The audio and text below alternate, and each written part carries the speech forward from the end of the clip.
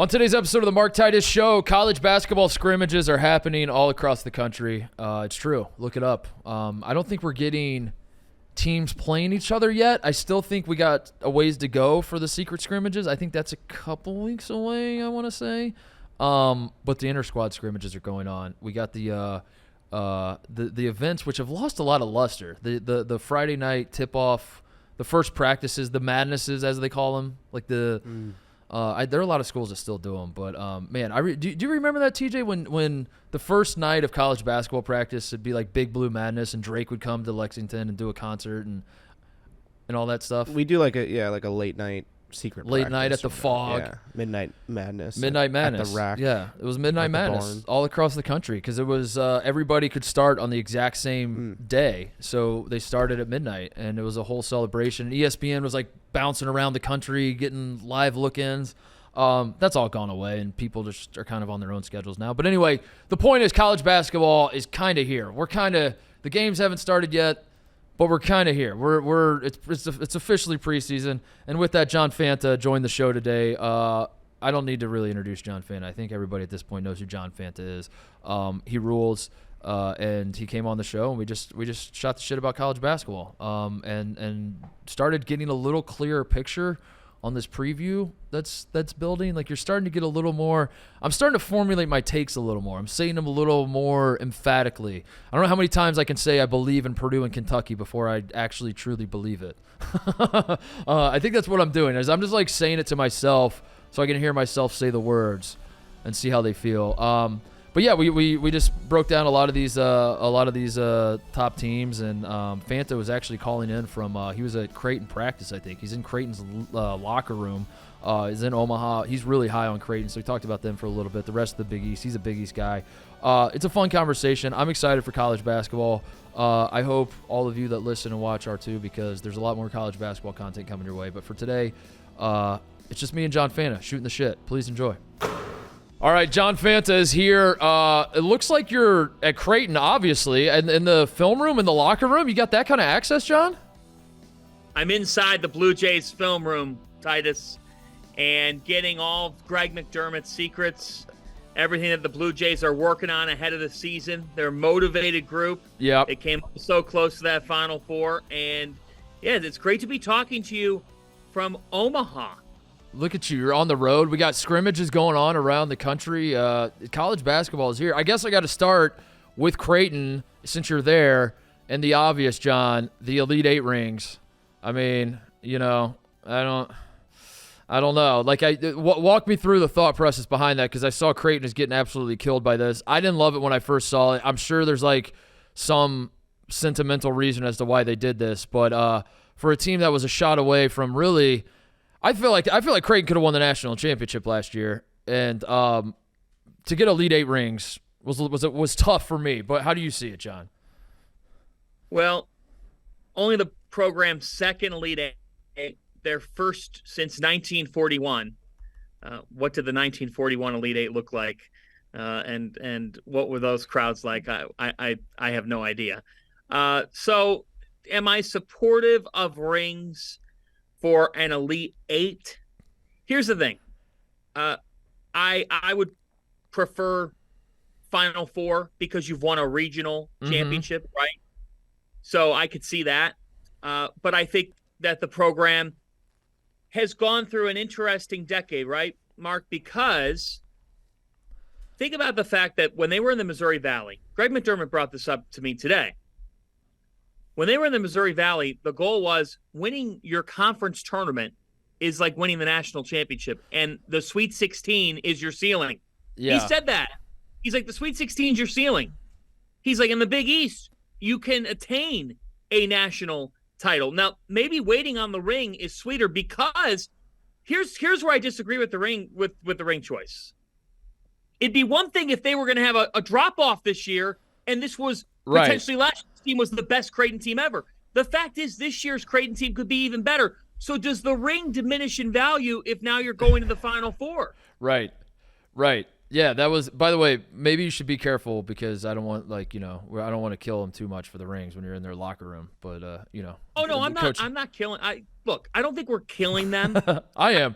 I am. Oh, you are. Well, I'm not killing. Look, I think for Creighton, when you think about conference realignment and all the stuff that happens with movement across college sports, and some people are like, for Creighton, it was the best thing ever when the Big East broke up and Syracuse went their way and Louisville went their way and West Virginia and Notre Dame. And all those breakups, that benefited a Creighton. Creighton has been able to attain a level that the 60-year-old Creighton fan named Bob in Omaha never thought was possible. Yeah. It's been an incredible come up, but like you said, I think this year, last year they had San Diego State on the ropes. They had a San Diego State team that went on to play in the national championship. I felt like Creighton should have probably won that game. They did not. That's how the NCAA tournament works. The ball bounces the wrong way sometimes, and you lose. But I guess my other question with Creighton then, while we're on it, is Nembhard transfers, which I've been talking all offseason as that being like a canary in the coal mine for the transfer portal, because I can wrap my mind around a lot of transfers, but a guy who in my mind was kind of the face of the program, coming that close to accomplishing something very, very great, having a situation where it felt like the whole team could come back. Arthur Kaluma could have come back too. He's since transferred to Kansas State, obviously. But in my mind, the way college basketball works is a team like Creighton suffers that Elite Eight loss to San Diego State. They all circle the wagons in the offseason, and they say, we're going to come back. We have unfinished business. Let's go get it done. This year, that doesn't really happen, and that's not an indictment. I understand why guys transfer now. It was just, for an old head like me, it was hard to process why Ryan Nembhard would transfer from the program. So I was like, damn, that sucks for Creighton fans, because they were thinking they were in a position to come back next year, be maybe even better, and then go on this run. And so I've been kind of crying for Creighton fans all offseason. But every time I bring up Creighton to anybody, they're like, whoa. Do not cry for Creighton. Creighton is in a great spot. Stephen Ashworth is going to be great for them. You're there in Omaha. What is the vibe around there? They feel like they can go just as far. They can go to another Elite Eight. They can compete for the Big East. I assume that's the vibe. I have them winning the Big East. I'm picking Creighton to win the Big East. Wow. Yeah, they're my pick. And that's because they have a 23-year-old point guard. Stephen Ashworth is legit. I mean, yeah. I just watched an hour of practice. I can tell you right now, he's running this team. And when you're running a team that has Baylor Shireman, Trey Alexander, and Ryan Kalkbrenner on it, it's easier to run when you've got that much talent around you. Alexander is going to be an NBA player. I think he's a guy that could be a first-round draft pick come next June. He tested the waters. He came back. He shot 41% from three this past year. He's a workhorse. Yeah. He is a workhorse. This guy will guard the other team's best player. Shireman, it's interesting because Shireman came in from South Dakota State. Remember, he was pegged biggest transfer splash ever when he first transferred last year.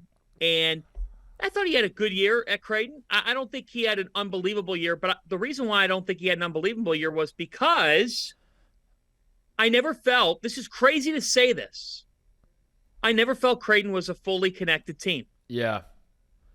They won 24 games. They went to the Elite Eight, and something was always just a little off. Yeah. A little off. They were just right there, but something was, and the something for me was there was only one basketball. Yeah. And at times the ball stopped, and it led them to broken possessions. I think that ends this year. And defensively, they have one of the best rim protectors in the country in a two-time Big East Defensive Player of the Year, Ryan Kalkbrenner. He joins the likes of Dikembe and Patrick Ewing, a very small group of people that could say they're a two-time Big East Defensive Player of the Year. Wow. Yeah, they had a lot of my turn going on last year with offensive possessions. Also the bench. The bench at times was okay. At other times it was damn, I guess because Creighton, that was kind of the story for me with Creighton last year, is they might have the best starting five in the country. I don't know if that's entirely true, but it felt like at times they may have. And then it fell off with the bench. So I'm assuming some of the bench guys are going to play more prominent roles. I'm assuming Mason Miller and King and some of these other dudes. Farabello's, he's still there? He's still there. Fran Farabello's still here, and Mason Miller's expected to make a jump. They got a Virginia transfer, Isaac Trout, who they believe is one of their best shooters. Okay. All right. Well, yeah, let's get some more bench play. Let's share the basketball a little bit more, and let's be excited about the Creighton Blue Jays in 2024. Rest of the Big East, I think it's going to be the most compelling conference in the country. If you want to argue it's the best conference in the country, I'm not going to stop you. But I think when you have a situation where like Rick Pitino's joining the conference and Ed Cooley, and it has the Georgetown-Providence situation where Georgetown and Providence, no disrespect to either program, I don't necessarily think they're going to be upper echelon this year, but still at the same time, like I'm going to be locked in. I'm going to go to the game to watch Ed Cooley come back to Providence. When you have storylines like that with like some of the, again, not a knock, just the reality, some of these lesser programs in the conference, that's how you know you have an insane conference. It feels like the old Big East is back with that, where just the storylines are all over the place. The quality of play is going to be incredible. You have Creighton winning this league. How many national championship contenders do you think are in the Big East as we enter the 2024 season? 4. Okay, let me guess them. It's Creighton, obviously. You got to say UConn. They won it last year. Yep. I'm sure it's Marquette. Yep. And then are you pro Villanova, John? Is that where you're headed with this? Yes. Okay. I'm pro Villanova, and if I were, I'm not a wagering man, but if I were, I don't have anything in front of me. I would consider Villanova for your Big East regular season future if you're giving thought to things. And why is that? Because Villanova was a totally different team when Justin Moore came back, when he found his stride. Mm-hmm. I can tell you right now, other teams fear him, and you should. He's in control of a game. He just dictates the way Villanova plays. And now you have Eric Dixon back who can control the front court. Tyler Burden, by all accounts, has fit like a glove there. TJ Bamba's going to complement Moore. He could score the ball, be a double figures guy. Hakeem Hart is an experienced defender who can make things happen on both ends of the floor, has been to the NCAA tournament, tough-minded guy. Where do you come from? He came from Maryland, which had a really nice year. That's a good get for them, too. And Lance Ware actually helps them in the front court depth department. They think Ware's been better than anybody realizes. At the end of the day, the guy got recruited by Kentucky. There's got to be something there. Yeah. If Mark Armstrong comes along, tell me what the hole is at Villanova besides the coach. The unproven commodity is, if Jay Wright was the coach of Villanova, you'd be talking about this team as a legit national title contender. Yeah. The reason why they're not is because Kyle Neptune hasn't proven that he could do it at Villanova yet. It doesn't mean he can't. I do think Justin Moore is probably the best player in the league, and that Marquette fans are going to be mad at me for saying that because Kolek's back and he won Player of the Year and they won the conference in the conference tournament. I understand that. UConn fans are probably upset about that because Klingon and they won the national championship last year. I just think Justin Moore. So it was you who Kolek was giving the finger to over the weekend. Yeah, it's about time. What's going to happen? I remember Marquette going into the year last year. We got the Kolek fuck him quote, I think is what he said. I think it was a 2-word. Was Marquette picked to finish 9th, I believe, going into last season? And then they obviously won the league, won the conference tournament as well. And Kolek was asked about it and just said, fuck him. And that was a badass quote. That was so cool. And then he won Big East Player of the Year. My hang up with Marquette, John, and this is a problem I have with a lot of and we'll expand outside the Big East here in a second, but I have this problem with like Tennessee. I have this problem with Purdue. I know that no matter what they do throughout the season, there's always going to be the but with March and with Shaka and with Matt Painter and with Rick Barnes. And I'm not a guy that like believes in these narratives because I've paid enough attention at this point that I remember a time when I would shit all over Scott Drew as like a guy who can't get it done in March. Then he wins a national title, and you do it with Tony Bennett and at various times with Jay Wright. Jay Wright was a guy that was at. Bo Ryan could never make a Final Four, and then he goes back to back and probably should have won a title in 15. So I understand guys can shed these labels, but also I'm going to be completely honest. In the back of my mind, no matter how many games Marquette wins this year, how many games Purdue wins this year, I'm just going to be like, I don't know. So I want you to be optimistic for me. Help me understand why this year may be different from Marquette. And they're not just a team that's built to do really well in the Big East, but then lose in the second round in the tournament. Well, I think you have to start with Kolek. He's even better. Yeah. I think he could be even better than last year, which last year he had 270 assists to 90 turnovers. they're so in sync from a culture standpoint. I mean, you spend time with them and you understand they're upset that they didn't make that second weekend.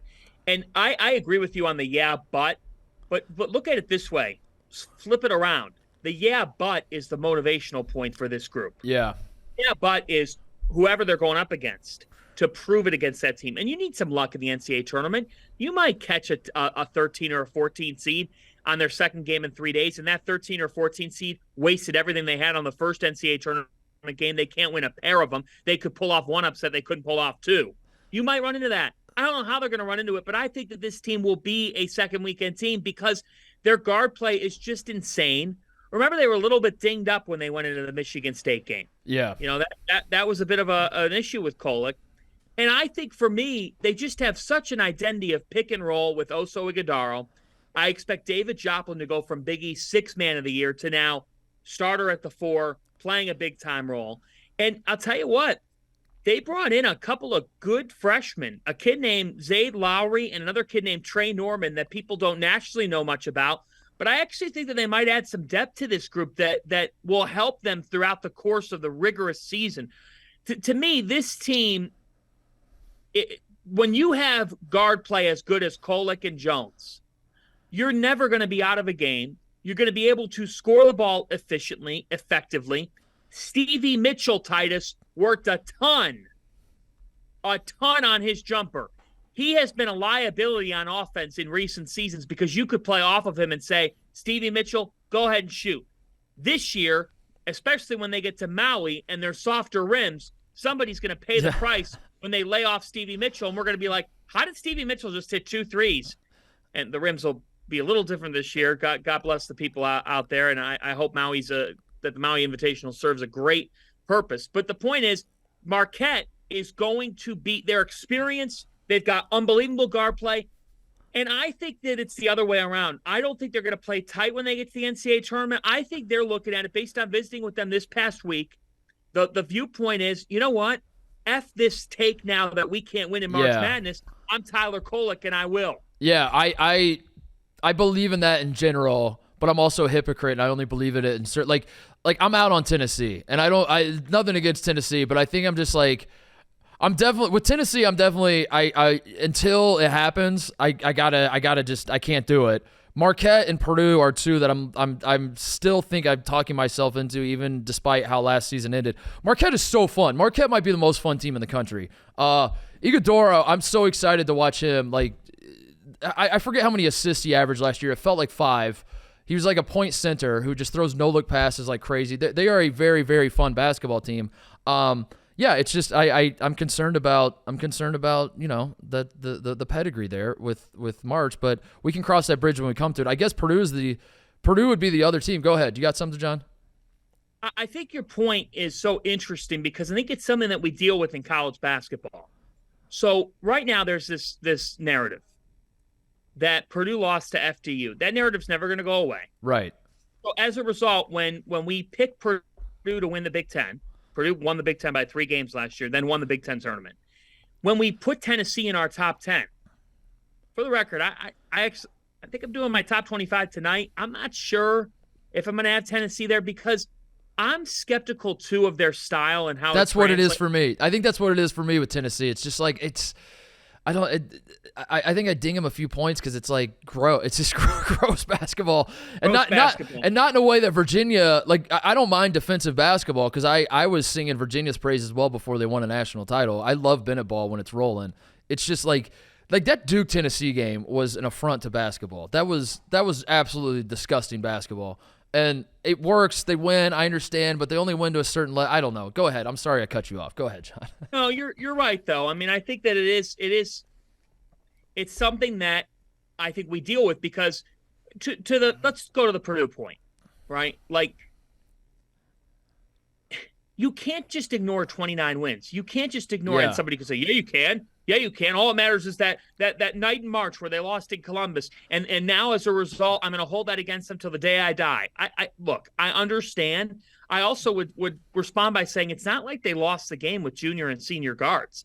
The fact is, not that we saw the 16 seed beating Purdue coming, but if you were watching Purdue closely at times in February when they went through their lull, you could see something wasn't exactly right. Right. And that something was, it's a long season and freshmen are freshmen. And those freshmen made mistakes. And that's okay. They're back this year. And I think they're coming for names. I think Braden Smith and Fletcher Lawyer are fantastic. But yeah, they made some errors. They did. But they also were the reason why Purdue, if Purdue doesn't have that level of guard play, they don't win the PK 85. Yeah. They don't break out to being a number one in the country. Things turned for them. You go through waves. You got to play your best basketball in March. And I don't think Matt Painter's a bad March coach. I think the breakthrough is coming. And I'll tell you what, there's no time like the present. That's why if you're picking a Final Four, you shouldn't just oust Purdue because of some Big Ten theory, because you're right. Bo Ryan, if the ball bounced a certain way, we wouldn't be talking about a 23-year drought. We'd be talking about an 8-year drought. Yeah, Purdue is – I think they're – I don't know. Kansas seems to be the pick in terms of the number one team in the country. For me, it's probably Purdue just because they're a proven entity, which, as you said, sounds insane. They lost to Fairleigh Dickinson. But the totality of last year, and they were number one for how long last year? And Zach Edey is not going to get any smaller. Zach Edey's not going to get any worse at basketball. I was one of the people that was critical of him all last season in the sense of, as you said, like you could kind of see it coming that the freshmen were going to hit a wall, that the lack of athleticism on the perimeter was going to cost them at some point. I wasn't surprised how it ended for Purdue. Or how should I say this? I'm not surprised that it ended, I guess, for Purdue early. I'm surprised how it ended, that it happened to a 16 seed. But if they would have lost the second round, I would not have been surprised at all. It felt like that was coming, and I think they addressed some of the problems in the offseason. I think also you talking about Marquette's mindset, I have to believe that Purdue is in that locker room like, we've seen the boogeyman. We see what he looks like. We lost to a 16 seed. I talking to all the Virginia guys after they lost to UMBC, that seemed to be their mindset was like, what's the, like Virginia comes out the next year, they're down at halftime to Gardner-Webb, and I do think having lost to UMBC the year before, their whole mindset was like, the first cut's the deepest. We can't hurt any more than we hurt last year. We don't have to play tight. Don't play tight. There's nothing It's Zach Wilson against the Chiefs. Mm-hmm. It's like, at the end of the day, this can't get any worse. The cut can't get any deeper. I just got to start playing. Yeah. I got to start playing. I got to do my thing. Now, it ended up going a lot better than than I ever thought it would. Whereas Virginia they actually showed what they could do, and they ended up winning a national championship because of it. So yeah, you can't always make the historical argument. It's the easy, lazy argument, if you will, but it's not always applicable in something like the NCAA tournament. For the longest time, people said that Creighton couldn't break through, that Greg McDermott couldn't break through, and I think now they've gone to a couple of Sweet 16s in the last 4 or 5 years. So you could go from program to program and do this. What if Memphis doesn't choke to FAU? Yeah. The NCAA tournament, the whole way we look at FAU is totally different. And now when the preseason poll comes out in the American today, FAU is 1, Memphis is 2. By the way, one of the more underrated matchups this upcoming season. That's going to be awesome. They meet each other. Yeah. Memphis fans hate FAU, by the way. I've noticed that. They hate FAU. Yeah. I think Memphis has a chance this year. I'm in on Penny. I know that there's some people who are skeptical of Penny Hardaway and whether or not this can fully work, but I'll tell you what, I think they could be a top 25 team. They're old. I mean, Javon Quinterly's still in college basketball. David Jones is on his 4th school. He's still in college basketball. They've got Caleb Mills. They did a nice job in the transfer portal, bringing in Mills from Florida State, Quinterly from Alabama, Jones from DePaul. They're a team that I think that the pieces are there with. If Jordan Brown can perform inside, you got to have experience in this sport, and you got to have something to play for heading into this year. And I think for Memphis, it was like if they win that first game, right? Yeah. Then they would have faced FDU. That's talking about Memphis as a Sweet 16 team a year ago. Well, shit. Even if Purdue doesn't, you can do the what? We could do this for hours, and maybe we will, John. I don't know. Maybe we will. We could do it right now. But if Purdue beats FDU, they're probably smoking Florida Atlantic. Like it's all matchup dependent psychologically. I hate that I'm the guy that has to make excuses for Purdue at this point, but if Purdue was not a 1 seed and FDU was not a 16 seed, maybe if that was an 8-9 game, you change nothing else about the game. You just say it's an 8-9 game and the spread is it's a pick 'em. That's a completely different game. It's like the psychology goes into it where FDU starts feeling themselves, Purdue's buttholes get tight, like all of that matters, where you have freshmen in an environment where like the whole neutral crowd is slowly, oh my God, it's happening. You can feel the pressure, the tense, like all of that shit plays into it.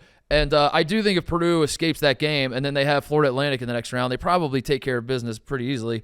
It doesn't matter. This is the what if that's all irrelevant. But like just to your point with Memphis, that yes, technically they lost in the first round of the NCAA tournament, but with context, you're like, yeah, but they were, like they were right, they probably should have won that game, and then who knows what happens after that. And it is so wild how an entire season gets condensed down to like 2 possessions with the final minute of an NCAA tournament game.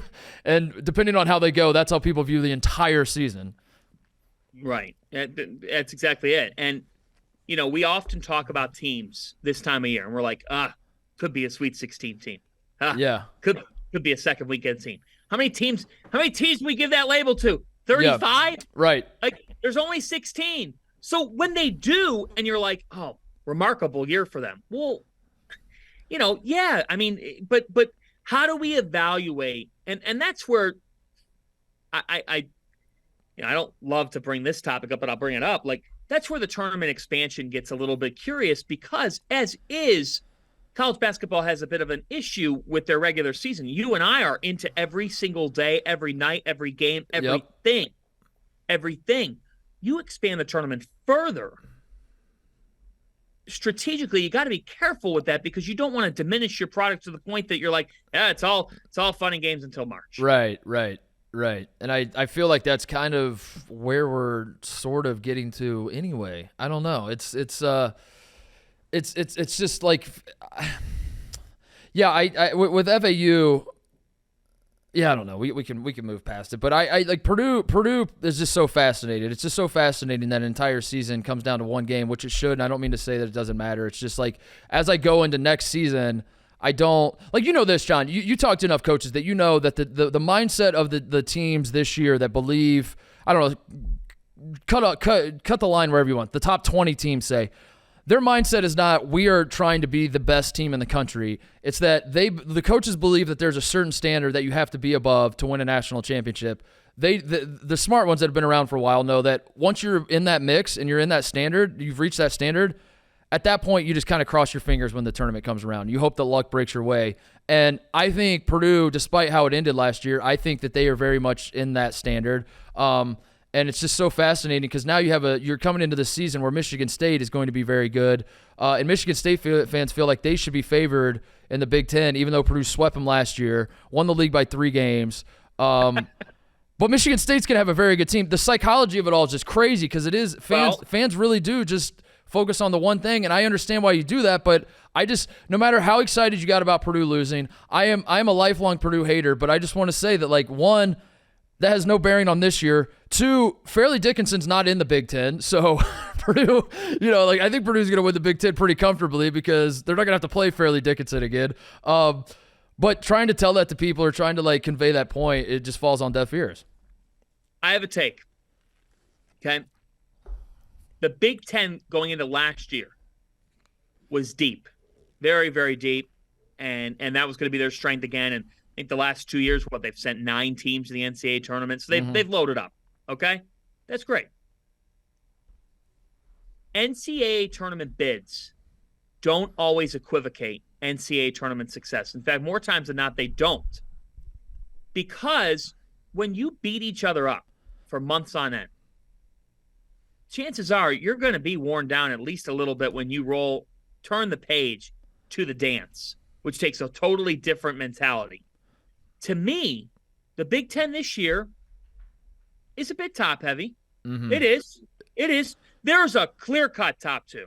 Absolutely clear as day. That top 2 is not any clear-cut top 2. That top 2 could be 2 top 5 teams in the country. Mm-hmm. This year, Michigan looks down. Mm-hmm. Rutgers, sorry, TJ, looks a little bit down compared to what they've been. Still going to be tough as hell at home, but let's face it, a little bit down. Northwestern, can they duplicate it? We'll see. They lost. Chase Audige was a big loss. It's like, can Iowa looks down. They don't have the Murrays. They don't have Luka Garza. Fran McCaffrey's had an All-American in the last 3 seasons. He doesn't have that walking through the door. You got a collection. Penn State last year, historic year. Yep. Down. Yep. Minnesota, still down. Nebraska, still down. I'm not trying to say the league is rough. What I'm saying is, I think the league's still going to probably send 7, 8 teams to the NCAA tournament, but I think that the league will provide a little bit more ease than in other years, and that's a good thing for your top 2 because it builds them up towards marching towards breaking that title drought. Yeah, which I don't think is going to happen. I think Purdue. I think I've been saying all offseason. I think Purdue is going to win the league, and I feel pretty comfortable about that for all the reasons we've laid out. But I also think the only shot that the league has at winning a national title is Michigan State, which is a pretty good shot. I think Michigan State might have the best backcourt in the country. And they, they dealt with some injuries last year. Xavier Booker, the freshman they got coming in from Indianapolis, has everything I've heard about the kid is he's incredible. I'm fired up to see him play, but Michigan State's pretty loaded. But I think Michigan State fans have. I don't know if they forgot or weren't like the way Michigan State brings everybody back kind of is like sort of their reductive identities. We bring everybody back. I don't think last year was as good as they think it was, but as we just keep talking about, you beat Marquette in the NCAA tournament. You go on the run you go on, and suddenly you're like, wow, what a hell of a year we had last year. When I was like, now hang on a second, like you were a 7 seed for a reason. And I know they had injuries. I know they had some issues here and there. But I'm excited about the Michigan State team. I think they're good enough to win a national championship for sure. It's a continuity plus Hall of Fame coach in a world where continuity doesn't exist much anymore. And frankly, we've lost some of the great coaching faces in the sport in recent years. And Tom Izzo's the guy that's staying around, and Tom Izzo's the guy that didn't take transfers and has been very vocal about how he's bet on his guys. They're going to miss Joey Hauser. Joey Hauser had a lot of shots for that team, was a stretch forward. But the fact is, if Booker pans out to the degree that people are talking about, Titus, then I think that you're looking at a Michigan State team that, you said it, they could have the best backcourt in the country. If they no longer have a question mark at the 5, Mady Sissoko's still around, but you hope that Booker's better than him and that Booker really takes off. To me, the health of Malik Hall is huge for this team. Hall's been a guy that comes in and out of the lineup, has dealt with injuries. It's been rough at times, but he's this guy at like 6'7", 6'8" that can hit the 3, that can take you off the dribble. The fact is, when the game gets down to 3 minutes, do you have a closer? And Tom Izzo has one in Tyson Walker. Mm-hmm. To me, I'll tell you this, the best backcourt in the country, in my opinion, is in Durham. Mm-hmm. That's a good answer. I really believe that they're the best backcourt in the country. I think that Duke can win it all. There's no reason why they can't. And to me, the reason why I say I love Duke's backcourt is because there's no telling what year 2 of Tyrese Proctor is going to bring. I think he is oozing with upside. The Proctor hype is up there. Jeremy Roach is a very, very, very good college player. And I think like some of the problems I would have with Jeremy Roach, I would be unfair towards like he's not an all-time Duke level player, but just because you're not on that level doesn't mean you're not a very, very good college basketball player. And to your point, I think both of those guys are going to be incredible. And you pair that with Filipowski, who I think Filipowski is, if you're telling me to name a National Player of the Year and it's not Zach Edey, who's the obvious pick, I think it's Filipowski. And I know, Kansas fans are excited about Hunter. And there are a lot of people to be excited about. But I think Filipowski is – I just remember watching Duke last year. When Ohio State played Duke in the ACC Big Ten early in the season, I just remember screaming at the television, he's all they got. Which isn't true, but that's just how I felt. Was like Filipowski is like the one guy that was like, holy shit, this guy's incredible. And the rest of the team didn't feel like Duke players to me. They just felt like a decent team.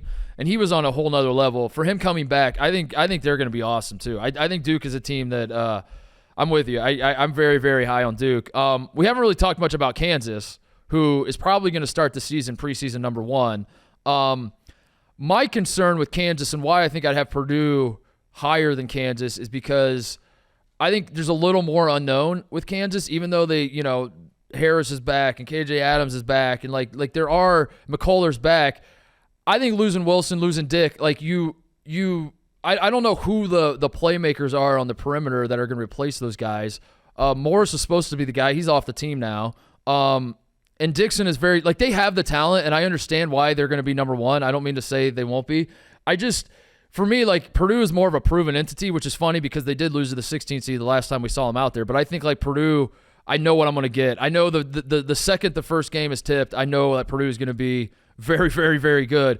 Kansas, I want to see the feeling out process. I want to see how Hunter Dickinson plays with KJ Adams, and I think they're going to be great defensively. I think they're going to be a really DeJuan Harris. Every time Bill Self talks about him, he's the best point guard in the country. I don't know why no one gives him love. I'll give him love. I do think he's a great player, John, but I just think there's some question marks. What do you think about Kansas, just in general? America is about to find out just how crazy intense Nick Timberlake is. The transfer from Towson is wired differently. I ended up having a few of his games last year on the CAA's package of TV games on over on CBS Sports Network. And honestly, Titus, before having Towson last year, I can't say that I was following them closely. I meet Timberlake and meet his coach, Pat Scarry, who's a really good mid-major coach. And Nick Timberlake is just different. This guy's a trash talker, not afraid to be. He and Dickinson are going to fit together like villains that everybody dislikes, but that everyone at Allen Fieldhouse will love.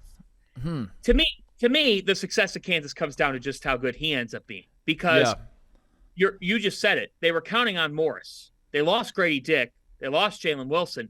They're counting on a veteran, but nonetheless a guy who played at a lesser conference for a lesser school significantly, to now step up and be the 2, that prototypical Kansas catch-and-shoot 2 who's averaging 15 points per game, making shots, drilling shots, getting their offense accelerated. Harris is not that. DeJuan Harris is not a scorer. And Kevin McCullough's not really a scorer, Titus. He's a Swiss Army knife type of guy. So at the 2 and the 3 for this team, they're a little bit you've got talent, but I don't know about production. Right. And so how are they offensively? I'm curious to see how they look. Now, who am I to doubt Bill Self? Who are we? He's going to figure it out. Right. To your point, you said it. You made a great point of when Purdue tips off the season, you know what you're going to get. I think Bill Self would even tell you when Kansas tips off the season, he's not even totally sure what he's going to get. Yeah. Yeah, that's all I'm saying. And it's all relative. I mean, Kansas is going to be a top 10 team all season. I'm pretty confident of that. I think they're going to be very good. They're national title good. It does sort of feel like we're inching towards a consensus where they're number 1, and I don't necessarily think it's that obvious to me, and maybe I'm missing something. I haven't watched a ton of Nick Timberlake, so maybe. Hey, I'll say this: if Kansas is 1, great for them. That's great, and maybe they will be. And Hunter Dickinson, love him, love the way he plays, love what he brings to college basketball. He's great for the sport. If Kansas is 1 and a firm 1 throughout courses of the season, that just further hits the point home of how the hell did Michigan not make the NCAA tournament last year? I know. I know. Preach, John. Preach. I mean, if they're 1, that's great. But did it not seem like to you that Dickinson and he had sweepstakes, people were like, pick a school. He was smart as hell. Yeah. I'd have done it the way he did it. That was the smartest could be. And on a Barstool platform, Dickinson's a genius for all that. The thing for me is when he transferred, everything about the transfer got blown up even more because of the sweepstakes and all that and the schools that were in contention. But did it not seem like to you that he picks Kansas and it's like, yep, that's it. Kansas is 1, no doubt about it. Right. They're the right. It's like, wait a minute. I agree with you. There was kind of no thought process behind why, and every Kansas fan listening is going to interpret this incorrectly. I can't stress enough. I think Kansas is going to be fucking awesome this year. I just want to see it first, and I just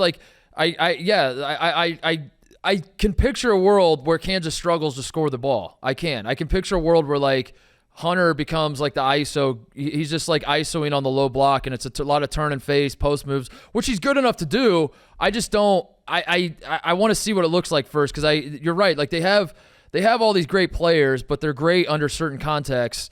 And without a Jalen Wilson and a Grady Dick, like I feel like that's the missing piece. I think Morris was supposed to be that guy. He's not going to be that guy, obviously. So I'm just kind of in wait and see mode. But Hunter Dickinson transferring to Kansas is that the biggest transfer you can ever think of? I mean, I can't imagine there's ever been a time where like an All-American caliber guy has just left his school. Like that was the other one. Ryan Nembhard was one, and Hunter Dickinson was the other. Where it was like, okay, we're in a whole new era with transfers, where it's no longer guys who are like, I think I could have a different role on this team, or I'm unhappy here. It's like you have a guy who's All-American caliber at Michigan and says, nah, I'm out of here.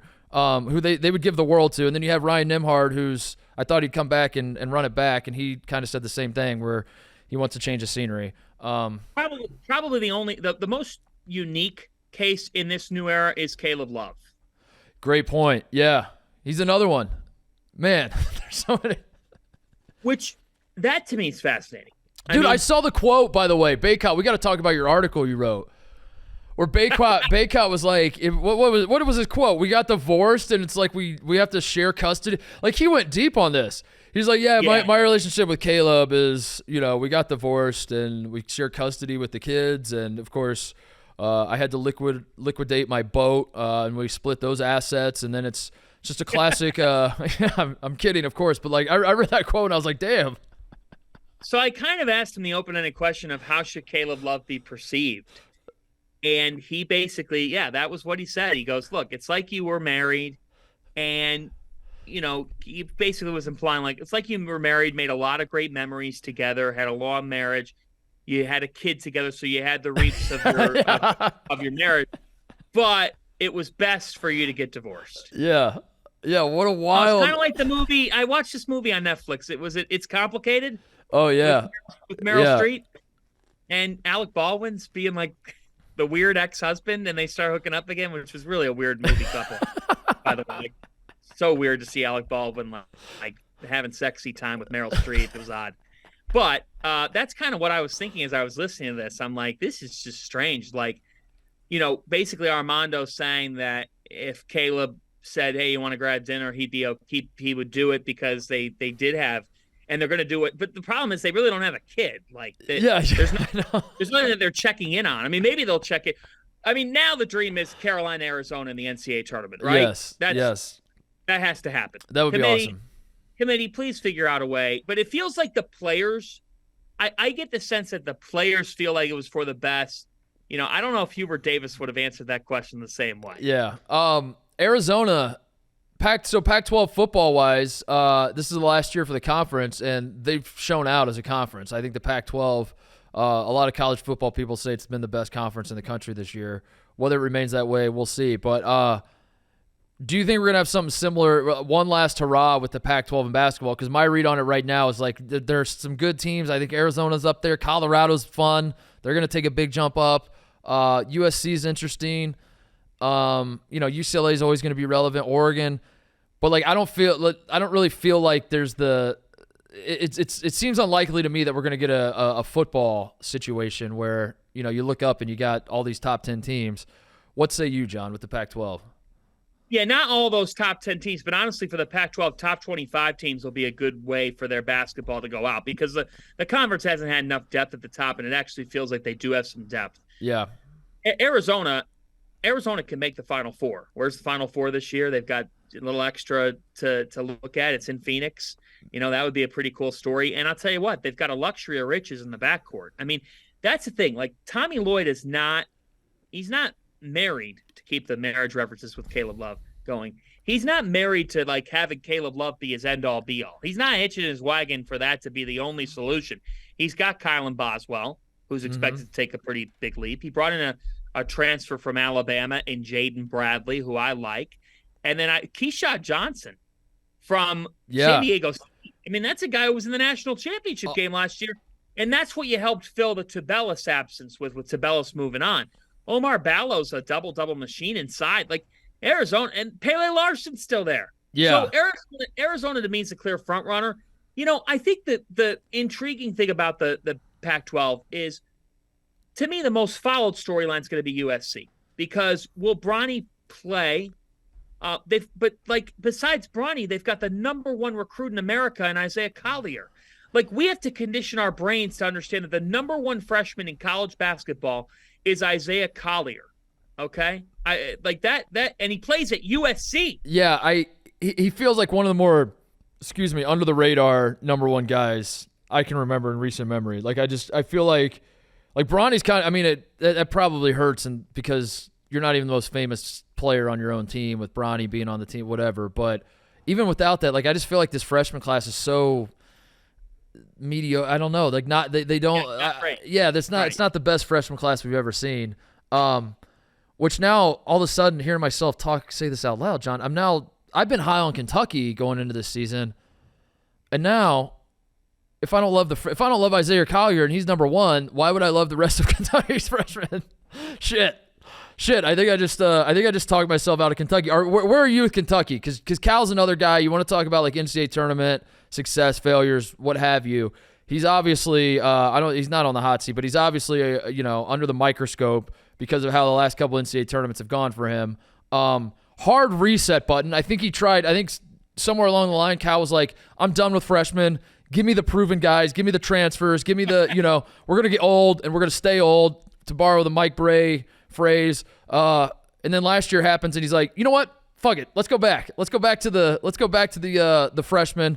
Let's just completely hit a hard reset. And I don't know. I've been asking everybody that comes on the show how they feel about Kentucky, because I can't really make sense of them. I've been pretty high on them. I've been high on them more so than most people that have appeared on the show. Are you going to continue the perfect streak, John, and tell me that Kentucky's not actually going to be good? Okay. So I don't think that they're as bad as people say. But when people are talking about them, the metric the measuring stick you're looking at with Kentucky is Final Four. Right? Like, and that's not that probably isn't fair. It's because they went on a multi-year run of success, 40-1 team, incredible runs with Anthony Davis and with John Wall. And like, you have to look at the players that they had come in. And so as a result, you sit there and say unequivocally, like, that was one of the greatest multi-year runs in college basketball history that they were on. But as a result, now that's your label of whether or not the season is a success. They're not at that level. I mean, Kentucky, to me, they're not going to be in my preseason top 25. And the reason why is because the sport is in a totally different zone right now. So I'm sorry that I'm sorry I'm breaking your heart. I think they'll find their way to the tournament. But here's the thing: when the ball tips off for Kentucky season, you really have no idea what you're going to get. You don't. We don't know. We don't know if Robert Dillingham and DJ Wagner are going to be able to coexist. We know that Antonio Reeves will be able to hit shots. We know that Trey Mitchell's going to help them in the front court. But we have the one thing is, Cal over the summer before he got hurt told me that he thought Aaron Bradshaw, the big guy, could be their best shooter. And he thought Aaron Bradshaw could be incredible. What happens? Bradshaw gets a foot injury. So the Bradshaw foot injury is not getting discussed nationally because it happened to a freshman who hasn't played in a college basketball game. And what could we really expect to begin with from him? I can tell you that the way Cal was talking to him about him over the summer, for him now to have a foot injury stinks. I mean, I hope that doesn't linger into the season. I think they're a decent team. You know what the other issue is, Titus? They're in a league that just keeps getting better. I know. They're in a hard league. Damn it. Musselman's the best roster constructor in college basketball. Eric Musselman's going to win the transfer portal every single year. Arkansas is going to be good. They're going to be good. Tennessee, like they're like they're just an annoyance. They're annoying to play against in the SEC. They're going to make you play their way. They're difficult to score on. Alabama, I don't know if they'll be as good, but here's a team to watch. America's dark horse is in College Station. Yeah. Texas A&M is stacked. They got Tyrese Radford and Wade Taylor. Yeah. Texas A&M will be very good. Ziegler's back for Tennessee, right? Is he healthy? I know he's back he's on the team. Is he supposed to play to start the season? I don't remember. It doesn't look like he's going to play to start the season. It looks like it'll be yeah, damn it. I'm going to talk myself out of Kentucky, aren't I? Probably. Foot injury, yeah, I probably am. The reason why talking yourself into them is smart is because everyone else is against that's the thing. I try to identify, like I did that with Purdue, where I was like, damn, everybody's going to be selling Purdue because they lost to Fairleigh Dickinson, so I'm going to buy Purdue. I'm going to buy Kentucky because I think at some point, I don't think we're done with Cal. I think we're getting like one more big-time Kentucky team out of Cal before he hangs it up. And we all know he's retiring in a couple years because he's scheduled to play in Assembly Hall in 2028. So he's definitely going to have to step down before that game happens. We all know that's coming. So I think these next few years we're getting a team, and I was excited about this team, but we'll see. I don't know if I'm ready to sell in Kentucky yet, but everyone's trying to talk. Like, that's the one thing. Every single person is like, what are you doing, Titus? Kentucky's not going to be good. I feel like I'm on an island, but I don't know. We'll see. Before we let you go, John, bowling. You're calling bowling for Fox. Where did this come from? TJ sent me the clip. Is this something that you've been doing for a while and I just didn't realize? Like, where did this come? Because you're a natural. It felt like you've been calling bowling your whole life and no one's known about it. Give me the story on this. How did this come to be?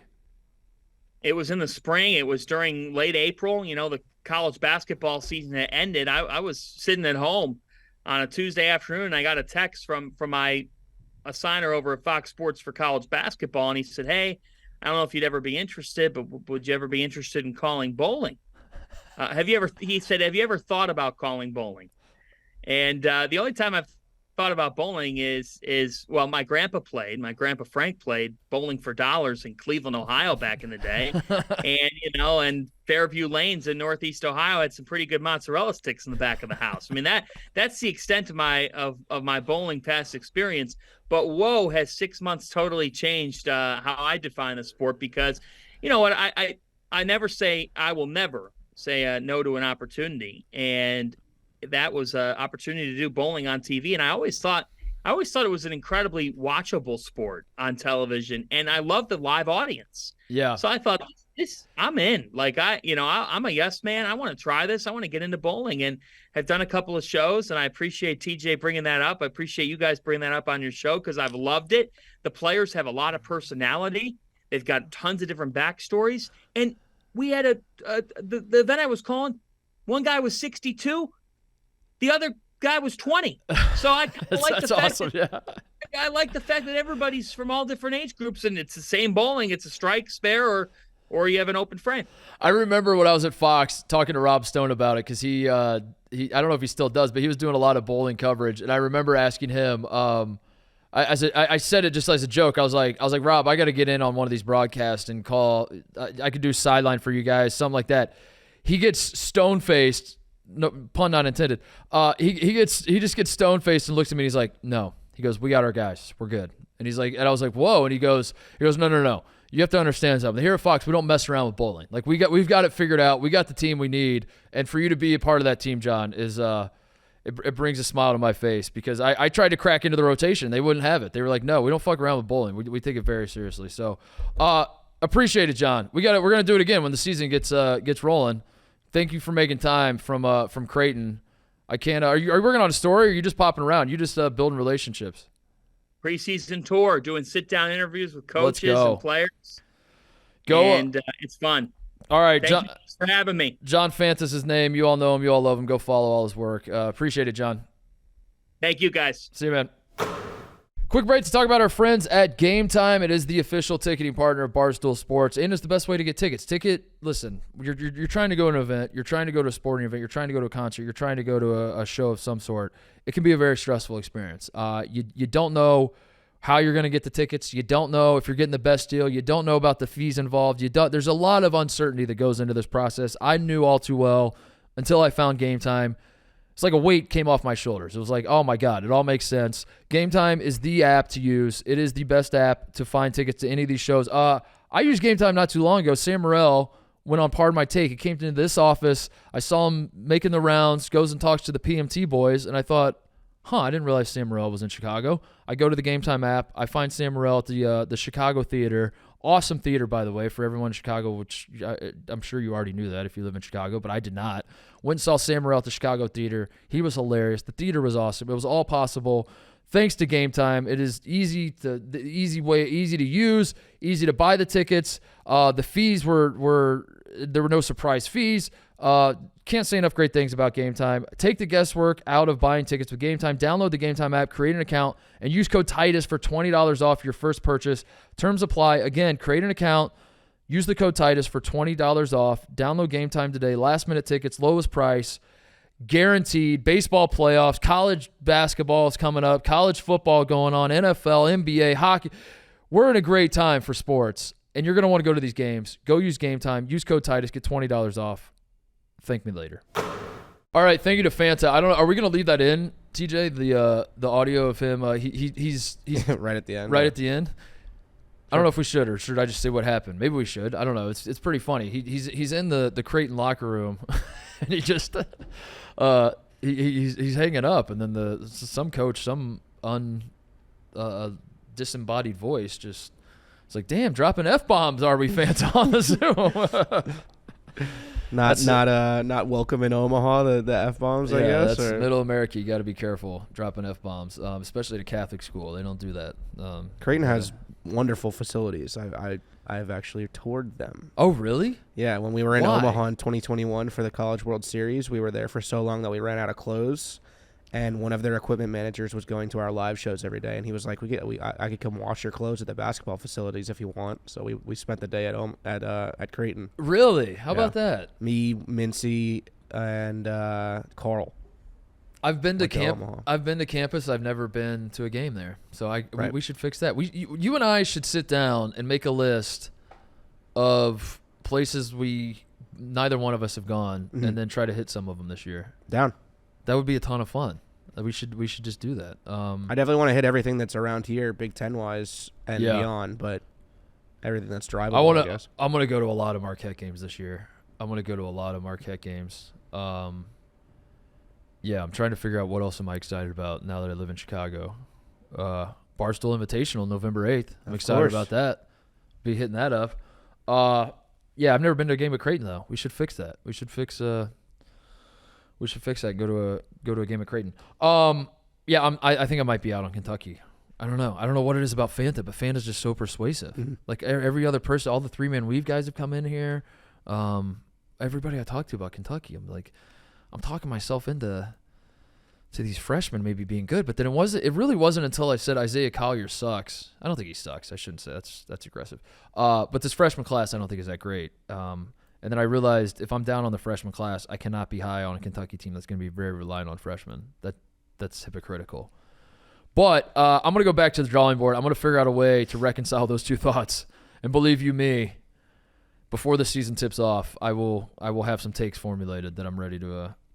But that one threw me for a loop. I don't know. All right, before we get out of here, shout-outs, anything? How was Columbus? Columbus was good. We did so I went back for all the former players. Anyone who was a player or manager or coach at Ohio State gets invited back for a reunion dinner. And it's one of those deals that, like, when I lived there, I started to take it for granted and skipped a couple because I was like, I see all these guys all the time. It's whatever. Moved to LA, and then I wouldn't go for COVID happens, and there was one year where it's just like the scheduling didn't work out, and I couldn't fly all the way across the country, and all that sort of thing. So I've made a decision now in my late 30s to really value this shit and not take it for granted. So every year I'm gonna go to this dinner no matter what it takes. And it was on Friday, and I went, and it was a little disappointing, if I'm being honest. We gotta tighten our shit up in Columbus with the because we have the Ohio State basketball. I'm not allowed to use brotherhood, or else Duke will sue me. But we have a great fraternity of former players, and all the dudes get along great. And that's one of the cooler things is guy like Clark Kellogg. I'll run into him, and he's he talks to me like he and I played together, and we did not. We did not play together. Michael Redd's the same way. It's just a cool fraternity of dudes that all get along great with each other, and I don't know. I was disappointed in the turnout of the dinner. I'm Evan Turner, not there. No excuse given. I don't understand what happened, Evan. I don't know why he wasn't there, but it was cool to be back on campus. Shout out to the Varsity Club, my favorite bar on campus. I'm gonna I'm gonna stroke my own ego for a second, TJ. This was big time. This was the greatest feeling I've ever had in my life. So Varsity Club is my favorite bar on campus. It's like it's right there in the heart of campus. It's just like the bar. And if you're asking me, that is the bar on Ohio State's campus. My picture's hanging in the place. It's pretty fucking cool. Yeah. They have a lot of pictures. I don't mean to say that like I'm special, but also somewhere along the line, the owner asked me to sign something for him. I signed it. They have a little thing when you walk in right by the bar. At one point, I went back to like show off with my girlfriend. When we were dating early on, we went back to Columbus, and I was like, hey, this bar looks cool. We should go get a drink here. And I knew that like my picture was hanging up. And we walk in, and there's a big old like potted plant like right in front of the picture, and you can't see anything. So that was pretty funny. But I go back to Varsity Club. I walk in. I see my picture hanging there. I'm like, that never gets old. That's really fun. Like if you can have your picture hanging at your favorite bar, your alma mater, I highly recommend it. I walk over to the bar, and a guy the bartender just looks at me and goes, Coors Light? And I was like, hell yeah, brother. And he starts pouring a Coors Light. And I was like, I think this is the greatest moment of my life. Like everybody knows your name, right? That's all. This is literally the greatest moment of my life. To be on my favorite bar at my alma mater, my picture's on the wall, and he starts pouring a Coors Light before I say a word. I was like, this is fucking crazy.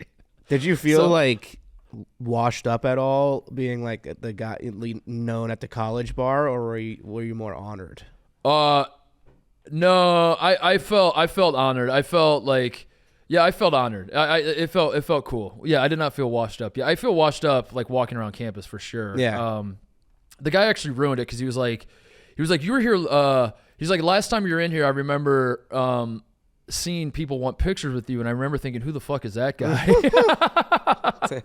And then so he's like, so I looked you up, and then I remembered that you liked Coors Light, so that's why. And I was like, you didn't need to say all that, buddy. Right, I was like, you could have just left it. Just pour the beer. You could have just poured the beer and handed it to me.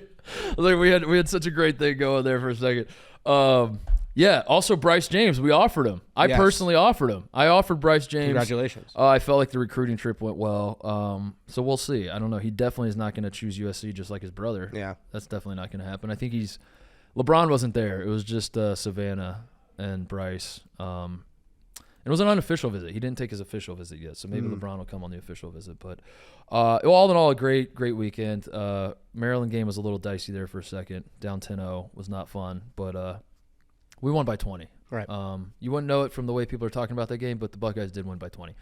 But yeah, I love Columbus in the fall. It's so awesome. Did you end up going to the Rutgers game in Wisconsin? We went to a Wisconsin bar in Chicago. Really? Yeah.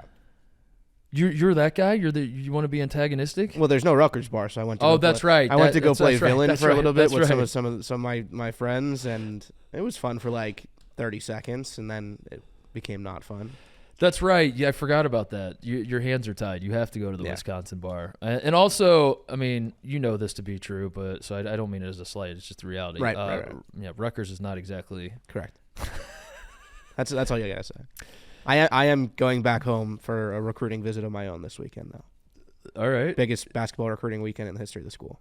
Oh, he's coming? Dylan's on campus. He's doing it? Ace Bailey's on campus, and another 5-star Trey McKinney's all on campus this weekend. So let's go. Gotta go show face. Make sure all the everybody gets a good handshake in. Everybody's feeling good. Maybe I'll give a speech.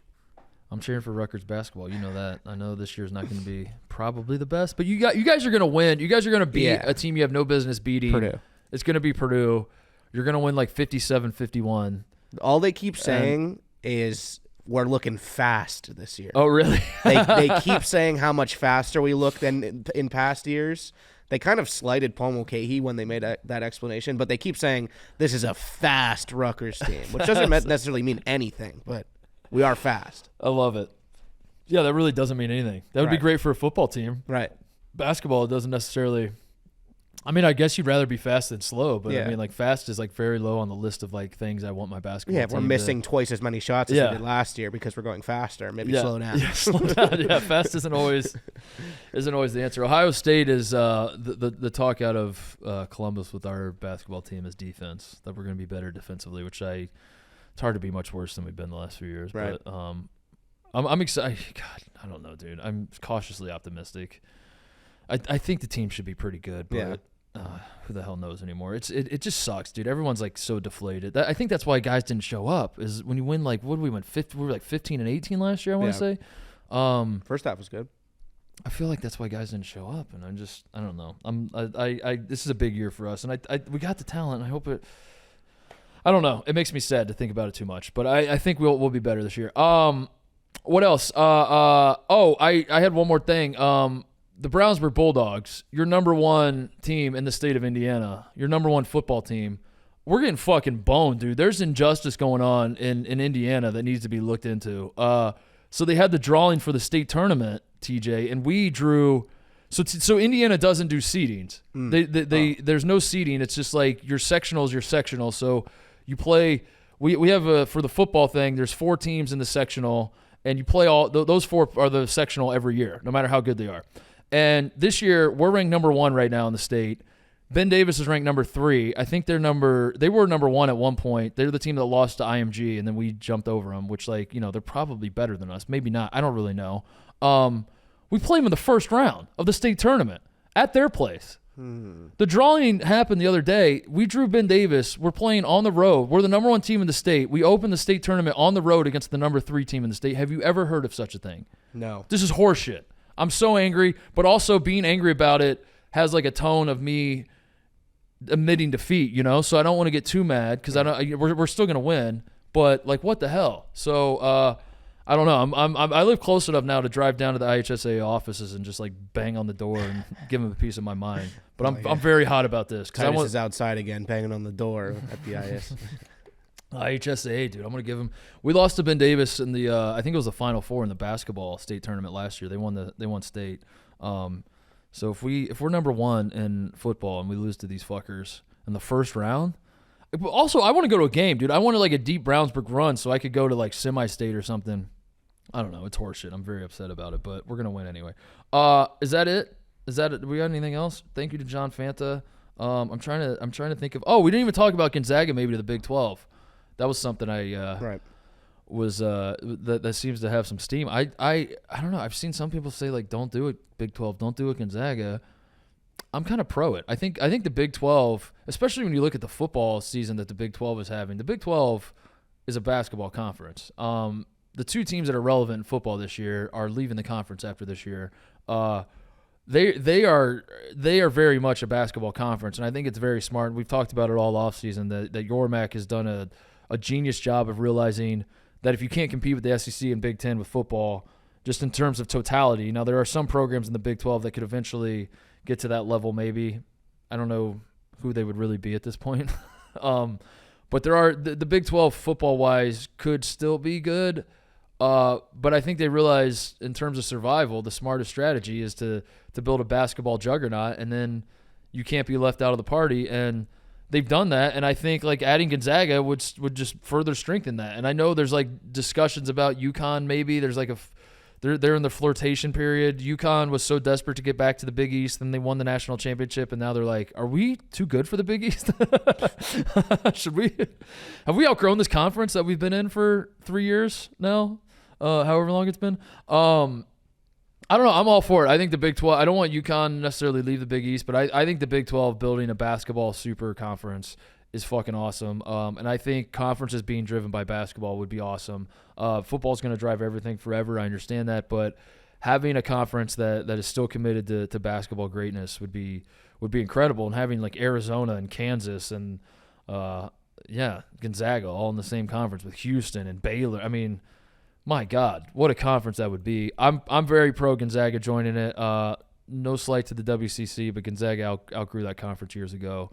I hope it happens. I do, and I say that as a guy that doesn't like conference realignment. Maybe it makes me a hypocrite, but I think Gonzaga. It's the writing's been on the wall with Gonzaga for years and years and years, and at some point they got to jump. And I think if this does in fact happen, it's a huge win for Gonzaga and a huge win for the Big 12, I would say. That's my read on it, but we'll see. At what point are we done calling these conferences the names that they're currently under? I know. Because you can't have a Big 10 with 18 teams and a Big 12 with 15 teams. It's not marketable. It's too confusing. When do we make that swap? The Big East is adding teams on the West Coast. They're flirting with the idea. Right. Yeah, the ACC has added teams on the West Coast. Creighton is not in the East, dude. Yeah. At any point. You got. I mean, Stanford's in the Atlantic, and Cal are in the Atlantic Coast Conference. I don't know. Yeah, when do you change the names? The Big Ten's kind of stuck. The Big 12, I guess, is stuck too. I get like that has. What's weird though is the Big 12 was the Big 8, and they were a conference that kind of adjusted as they added teams, but they're kind of stuck with the Big 12 now. I think the Big 12 has brand recognition that they can't mess with, and the ACC, I don't know. ACC could go all coast conference, and that would be fairly easy.